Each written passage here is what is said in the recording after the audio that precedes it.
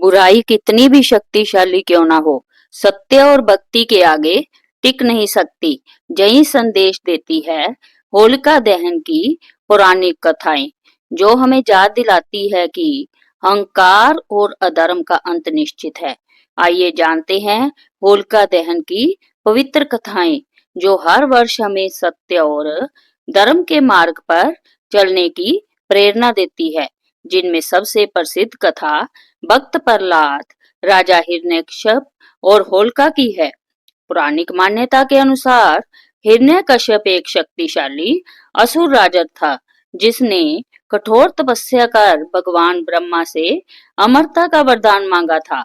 हालांकि उसे पूर्ण अमरता नहीं मिली, लेकिन उसने ऐसा वरदान प्राप्त किया कि ना उसे कोई मनुष्य मार सकता था, ना कोई देवता, ना दिन में, ना रात में, ना अंदर, ना बाहर, ना भूमि पर, ना आकाश में। इस वरदान के कारण वह अहंकारी हो गया और स्वयं को भगवान मानने लगा। हिरण्यकश्यप का पुत्र प्रहलाद भगवान विष्णु का परम भक्त था।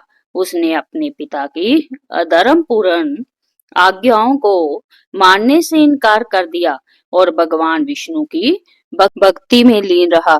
यह देखकर हिरण्यकश्यप ने उसे कई प्रकार की यातनाएं दी, लेकिन वह हर बार बच गया। अंत में हिरण्यकश्यप ने अपनी बहन होलिका से सहायता मांगी। होलिका को वरदान प्राप्त था कि वह अग्नि में नहीं जल सकती थी।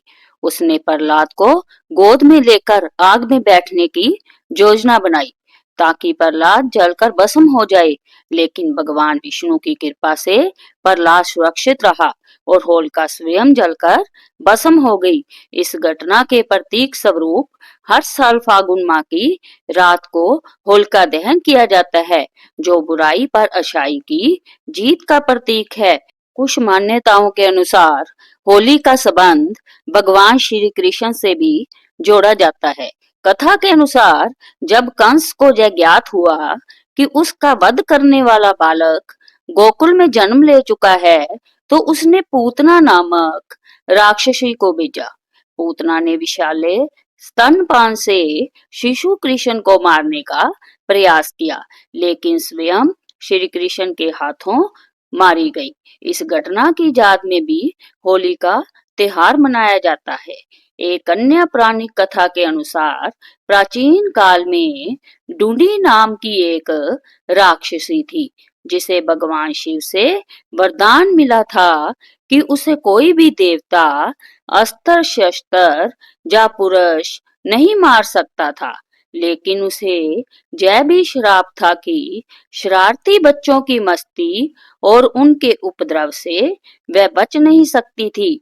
एक दिन गांव के बच्चों ने मिलकर होली के दिन शोर मचाया, नाच गाना किया और लकड़ियां जलाकर उसे इतना परेशान किया कि वह वहां से भाग गई।